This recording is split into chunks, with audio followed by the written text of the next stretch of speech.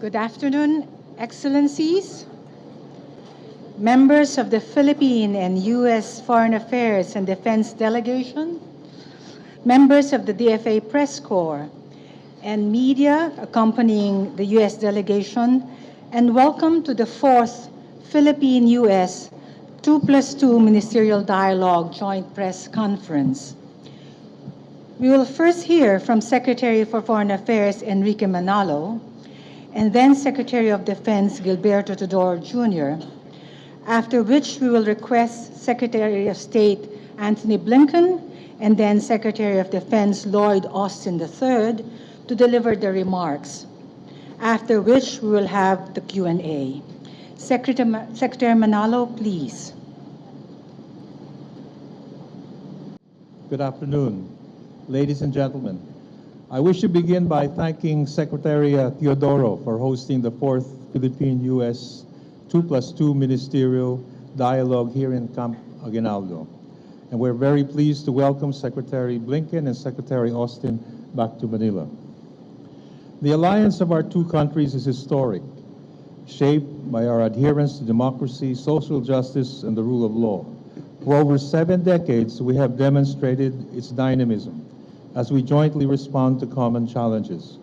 Our cooperation has contributed to the preservation of peace and security and brought about opportunities for our mutual growth and prosperity. The Philippines values the United States' ironclad commitment to the alliance and remains steadfast to the positive trajectory of our bilateral relations over a range of initiatives. From the launch of the Luzon Economic Corridor and the conduct of Balikatan exercises both in April 2024, our alliance is robust, multifaceted, and serves the greater regional interests. These are just two of the significant headways we have accomplished in the last 24 months that deliver on our alliance commitments in the broadest sense. And there's more work to be done, and we will continue to forge ahead. Our meeting today provided us an opportunity to assess progress on our bilateral cooperation since the last 2+2 dialogue in Washington, D.C. We had very productive discussions in areas such as trade and economic cooperation, infrastructure, and security cooperation. The alliance is broad-based and supports efforts towards the achievement of Philippine development goals. We will be issuing shortly a joint statement that outlines the details of our discussions and commitments. Let me speak briefly on the issues concerning economic development and resilience. We reviewed what has happened over the past year, and we were gratified at the depth and breadth of the economic engagement of our two countries. From the first ever preferential trade and investment mission led by Commerce Secretary Gine Ramundo to the co-hosting of the Indo-Pacific Business Forum here in Manila, to the series of dialogues dealing with aviation, science and technology, energy, space, and cybersecurity, we have done much and accomplished much equally in charting a path towards our objectives of stable, sustainable, and secure economic growth. We are committed to following through on the ongoing cooperation with the Millennium Challenge Corporation and the Indo-Pacific Economic Framework and the Partnerships for Global Infrastructure and Investment. In this regard, we look towards identifying and implementing projects for investment in the Luzon Economic Corridor. Finally, on people-to-people ties, we laud the work of the Philippine Fulbright Commission and the USAID in the harnessing of educational cooperation and development assistance. We are also excited about the ongoing work with the Millennium Challenge Corporation on a threshold program. Let me end by emphasizing that the Philippines will continue to uphold and protect the rules-based international order in the midst of a regional landscape that is significantly under stress. In our discussions, I've conveyed the situation in the West Philippine Sea and the South China Sea, and that it remains a priority to our government. In line with our treaty obligations, we discussed recent developments and committed to continue our work together in upholding Philippine sovereignty, sovereign rights, and jurisdiction. I would like to thank again my partner, Secretary Teodoro of the DND, and our counterparts and friends, Secretaries Blinken and Austin, for the candid, constructive, and comprehensive discussions we had today on this historic, first ever Philippine-U.S. 2+2 ministerial dialogue in Manila. I truly believe our discussions, and more importantly, our firm commitment to Philippine-U.S. relations undeniably demonstrates that our alliance is ironclad. Thank you. Thank you, Secretary Manalo. Secretary Teodoro, you have the floor. Good afternoon. Good afternoon, ladies and gentlemen. It has indeed been an honor to welcome Secretaries Blinken and Austin, Secretary Manalo to Camp Aguinaldo for today's 2+2. Today, as we convene the fourth 2+2 meeting between us, we continue the important conversation that began between our defense establishments in 2002, not only in words, but backed up by concrete accomplishments. We thank the U.S. government for the continued assistance in building up our capabilities, which will provide a tremendous boost in order for us to establish a credible deterrent to unlawful foreign aggression. We discussed security assistance roadmap that will bolster our sustainability, interoperability, redundancy, and effectiveness. We discussed ways and means of enhancing our cooperation and to ensure that the Philippines becomes an effective upholder of international law under a free and open global rules-based order. We will ensure more frequent and regular policy and operational coordination. We will also bolster maritime cooperative activities and expand coordination with Japan and Australia and other like-minded nations, not only in these areas, but in joint exercises and training as well, where applicable. We agreed to fully implement EDCA projects and to increase investments in EDCA-agreed locations. In this period of climate change uncertainty, this will certainly help our HADR efforts once these projects are completed. We will cooperate in cybersecurity by advancing the capabilities of both the DND and the AFP, not only in terms of capabilities, but also in terms of cooperation in threat detection and protection and in joint advanced technological development. We are optimistic that with robust cooperation in 4 dimensions, land, sea, air, and cyber, extensive interoperability both bilaterally and with like-minded nations, the U.S.-Philippine alliance will be a significant contributor to regional peace and stability under the regime of international law. Thank you. Thank you, Secretary Teodoro. Secretary Blinken, you have the floor. Thank you very much, and it's very, very good to be back in Manila. This is my 3rd visit here as Secretary, my 18th trip to the Indo-Pacific over the last 3.5 years. But let me begin by first expressing condolences to all of those killed, harmed, displaced by the recent typhoon and flooding. I'm able to announce today an additional $1 million in assistance to help bring food, emergency shelter, logistics, and other aid to all of those who've been affected.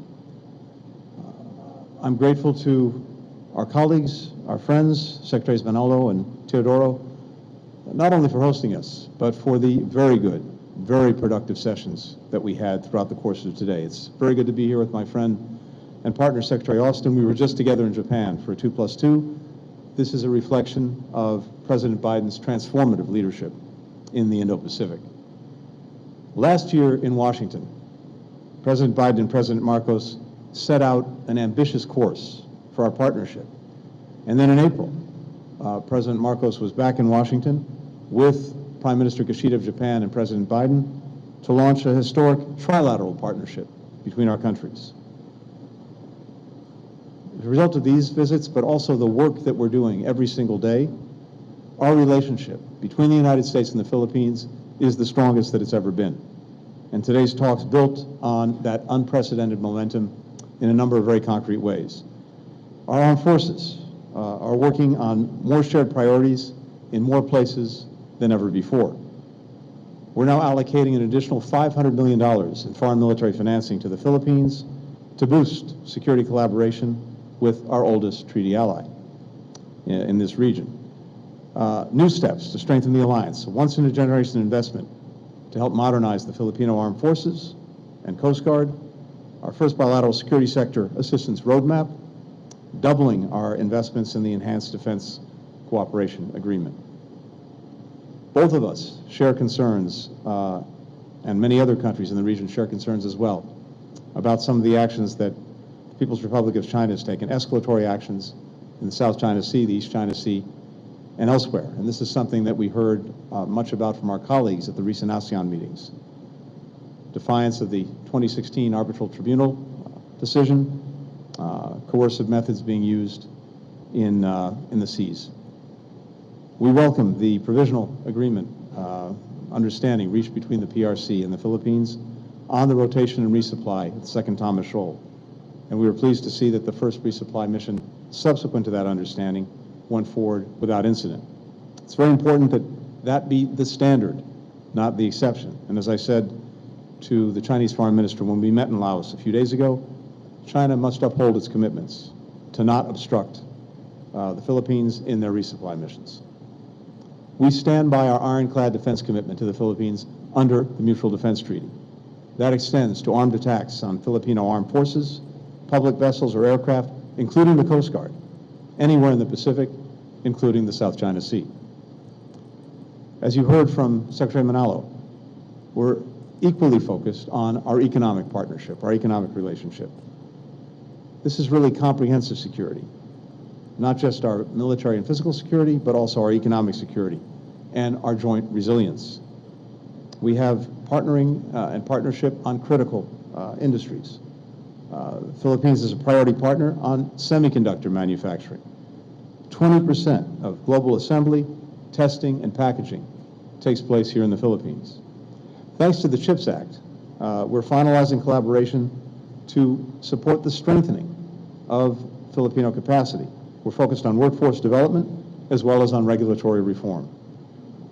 We're also investing in high-quality, high-impact infrastructure via the Luzon Economic Corridor, connecting key economic hubs, Subic Bay, Clark, Manila, Batangas, and doing this through investments in rail, in port modernization, in clean energy, in semiconductor supply chains, in agribusiness.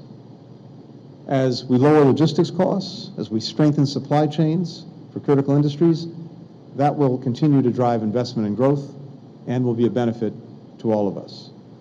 And this is supported by coordinated action, including coordinated action between the United States and Japan. All of this part of the historic trilateral cooperation that our presidents inaugurated just a few months ago. Finally, we're advancing energy security and the clean energy transition. This month, our bilateral civil nuclear cooperation agreement entered into force, and we talked today about next steps, including helping to develop a safe, secure, and modern civil nuclear sector. We are living in an incredibly complex moment, and as a result, the partnership between our countries is more important than ever, and our commitment to growing it now and for the years ahead is resolute. Thank you. Thank you, Secretary Blinken. Secretary Austin, please. Thank you. Secretary Teodoro, Secretary Manalo, it's great to be back in Manila for another 2+2 ministerial dialogue. Many thanks to you both for your tremendous hospitality. Before I begin, like Secretary Blinken, I am thinking about everyone who was affected by the typhoon and flooding here several days ago. Please know that the United States will always stand with you. As President Biden says, our countries share a strong partnership and also a strong friendship, enriched by millions of Filipino Americans living all across the United States. So we're here to build on that extraordinary foundation. We're working to advance our shared vision of a free and open Indo-Pacific. And together, we're taking bold steps to strengthen our alliance. Today, as you heard, Secretary Blinken and I announced that we are poised to deliver a once-in-a-generation investment to help modernize the armed forces of the Philippines and the Philippine Coast Guard. We're working with the U.S. Congress to allocate $500 million in foreign military financing to the Philippines. Now, this level of funding is unprecedented, and it sends a clear message of support for the Philippines from the Biden-Harris administration, the U.S. Congress, and the American people. Today, we also concluded the first ever bilateral security sector assistance roadmap. Now, that roadmap will ensure that our mutual investments go toward the most important capabilities. We also reaffirmed the Department of Defense that the Department of Defense intends to more than double our investments at enhanced defense cooperation agreement locations across the Philippines. President Biden's budget request this year includes more than $128 million to fund important EDCA infrastructure projects. And U.S. government investment in these locations extends beyond the Department of Defense. For example, USAID plans to pre-position disaster relief supplies at an EDCA location later this year.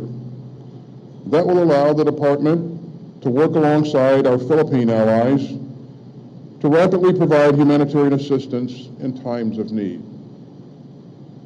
Now, during our meeting, we also reaffirmed that the Mutual Defense Treaty remains the bedrock of our alliance. And let me be clear. The Mutual Defense Treaty applies to armed attacks on either of our armed forces, aircraft, or public vessels anywhere in the South China Sea. Together, we also discussed how to make our alliance even more secure through technology and security and cyber cooperation. We reiterated our shared intent to conclude a general security of military information agreement by the end of the year. And that's crucial to our shared cybersecurity goals. And finally, we underscored the importance of working even more closely with like-minded allies and partners, including Australia and Japan. This is part of what I've described as the new convergence in the Indo-Pacific.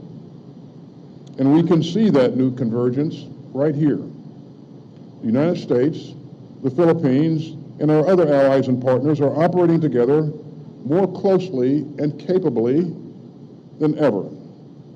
And we're working together to ensure a free and open region. So it's been a great day for our alliance here in Manila. And Jibo, and Ricky, Tony, thanks for your vision and your leadership. And I am confident that our two proud democracies will continue to deepen our alliance. So with that, we look forward to your questions. Thank you, Secretary Austin. Thank you, Secretaries. We will now proceed to the question and answer portion. We will entertain 4 questions, one each directed to each secretary. May I call Liz Frieden of Fox News for her question directed to Secretary Austin. Liz? Yes. Thank you. Secretary Austin, having just spoken with Israeli Defense Minister Gallant yesterday, do you believe an Israeli operation in Lebanon is imminent? And can Israel fight both Hamas and Lebanese Hezbollah at the same time and win? For Secretary Blinken, the U.S. is investing an unprecedented amount of money and resources to the Philippines. Why now, and why is the Philippines relevant to a potential invasion of Taiwan? For Secretary Manolo, following your meeting with China's Foreign Minister Wang, he warned that U.S. intermediate-range missile deployment could start an arms race with China. Do you think that you're starting an arms race? Liz, that's And 3 questions. that- It's supposed to one be more, one question for Secretary Austin. That will one more. deprive the others of their question. So please, we will leave it to that, and we will see which questions will be answered. Yeah. Yes, Secretary Austin, please. Liz, thanks for your question. I believe that you asked whether or not a fight was between Israel and Lebanon, or Israel and Lebanon Hezbollah, is inevitable, or imminent, excuse me. I don't believe that, while we've seen a lot of activity on Israel's northern border, we remain concerned about the potential of this escalating into a full-blown fight. And I don't believe that a fight is inevitable. I think that, we'd like to see things resolved in a diplomatic fashion. as to whether or not Israel can manage a war in Gaza and a fight in Lebanon at the same time. Israel will do what it needs to defend itself, and it's demonstrated that time and again. We've committed to helping Israel defend itself for whatever it takes, and certainly that's not a scenario that we'd like to see occur. We'd like to see things resolved in a diplomatic fashion going forward. And Liz, with regard to the foreign military financing, as you know, the Philippines has actually long been one of the largest recipients of foreign military financing in the Indo-Pacific, but the very significant additional investment that we're making in FMF, the $500 million, this is really designed to support the modernization of Filipino forces, Coast Guard, as they transition to focus on external defense. We're building on a lot of progress the Philippines has already made to be better positioned to defend their sovereignty. That is what this is about. And more generally, with regard to Taiwan, both of us, and for that matter, virtually every country in the region and countries around the world, are determined that we see the status quo maintained, that we preserve peace and stability. That's where our focus is.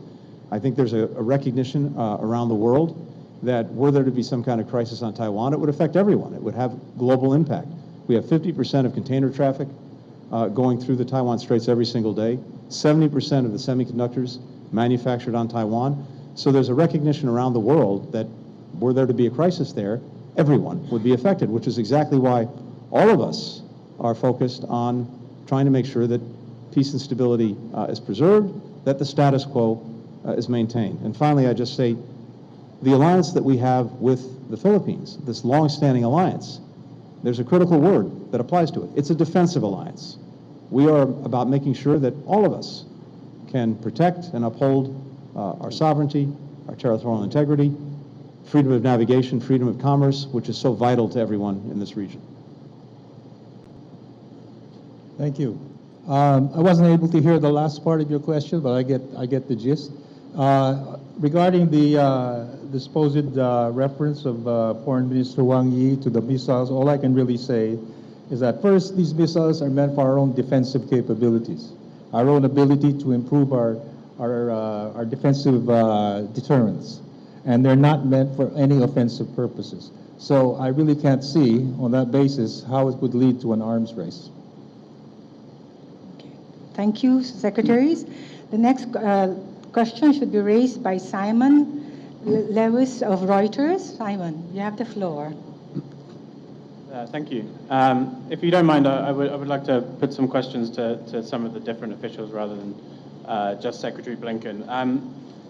Secretary Austin, just to follow up a little bit on the question about Lebanon, the U.S. defended Israel when Iran fired missiles at it in April. Are you prepared to similarly defend Israel if a full-scale war breaks out with Hezbollah in the north? To Secretary Teodoro, excuse me, your country and China appear to have different interpretations of the Second Thomas Shoal resupply agreement. You say that no prior notification or inspections are required for the resupply. Can you share details of what the agreement says? And do you intend to press ahead with resupply missions on that basis, even if China doesn't agree with your interpretation? Thanks, Simon. You mentioned the actions that we took along with other allies in the region to help defend Israel in April. And I have to take this opportunity to applaud the tremendous work that we saw from our troops and also our allies that came together in a very short period of time and did absolutely magnificent work in my opinion. So your question is, if Israel is attacked, will we help to defend Israel? If Israel is attacked, yes, we will help Israel defend itself. We've been clear about that from the very beginning. But again, we don't want to see that happen. What we want to see happen is things resolved in a diplomatic fashion. Secretary Teodoro. On the gist of the talks made with China, I will defer to the Secretary of Foreign Affairs. However, suffice it to state that we will conduct regular and routine resupply missions in accordance with our duties under the Philippine Constitution and our responsibilities to our country. Thank you, Secretary Teodoro. Yes, we will, of course, continue our resupply missions. On the issue of notification, I think the more accurate term is exchange of information, which is exactly what we did with China, and both of us. And the fact that the supply was a relative success, I think, indicates that it's something that we are committed to pursue in succeeding supply missions, provided, of course, China also adheres to the understanding. Thank you, Secretaries. Can we now call on Nestor Corrales of the Philippine Daily Inquirer for his questions? This question is for Secretary Teodoro. Secretary, how will the 500 million in military funding, including the 128 million for EDCA investments from the U.S., help address Beijing's aggression in the South China Sea? And what will be the priorities under this funding?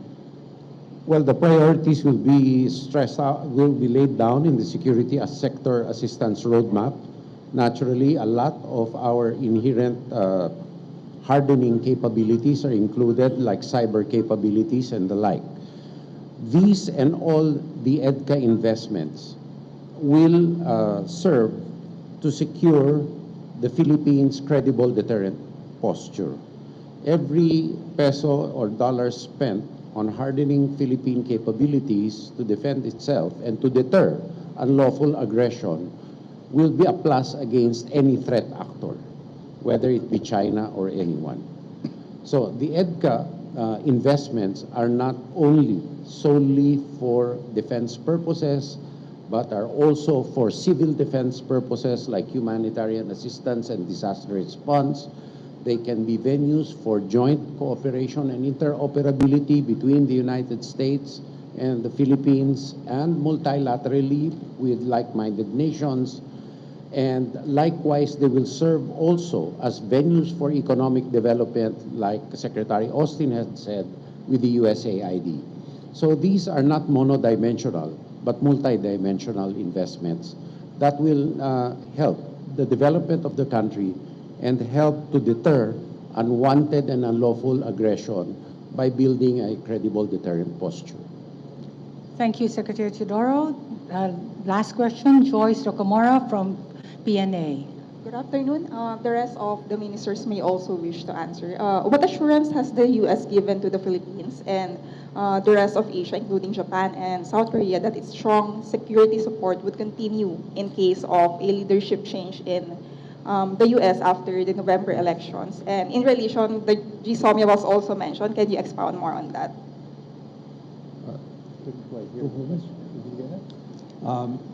To whom was the question? It's addressed to, you're addressing it to all, Yes. to all.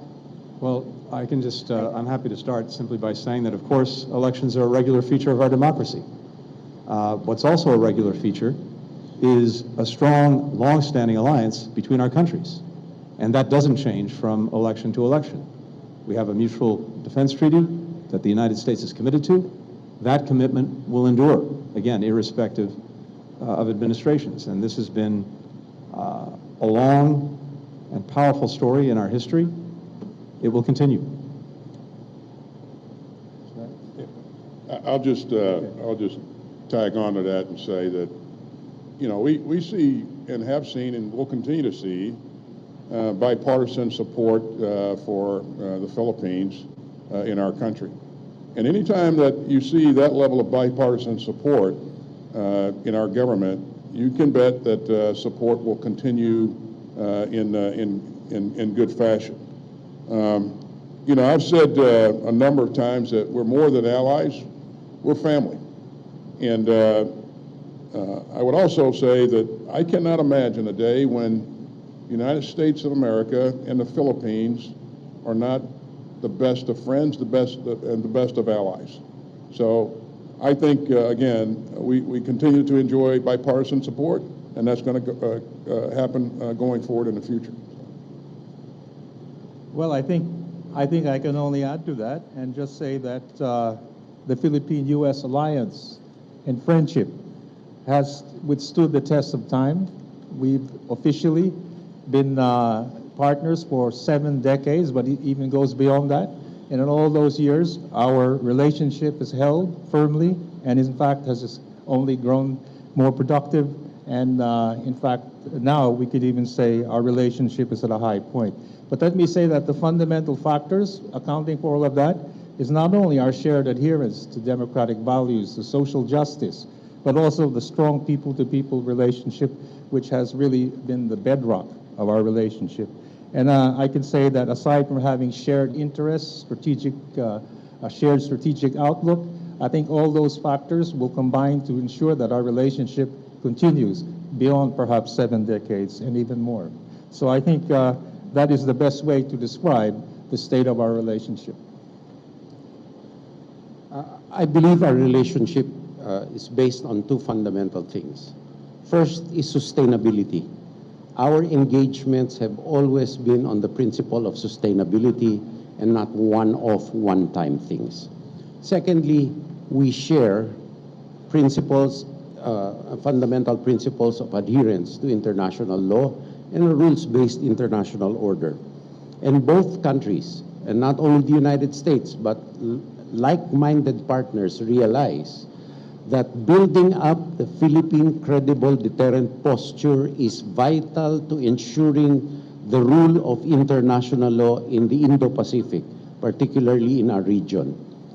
No partisan political position can denigrate from these fundamental principles because these are good things, right things that should be encouraged and developed. So I do not see any partisan political detraction from our positions because they are based on principle. Secondly, in terms of the GSOMIA question earlier, it is an attempt and an exercise, a continuing exercise to develop our operational security, which is a required stepping stone for our development of an armed force and a defense establishment with increasing sophistication to deal with vulnerabilities and with unpredictabilities in the future defense situation and picture. Thank you. Thank you very much. Thank you, secretaries, for this joint press conference. Thank you, DFA Press Corps and members of the media joining the U.S. delegation. Can we request the secretaries for one photo opportunity in front, for one photo opportunity for the press, and then we will conclude this press conference.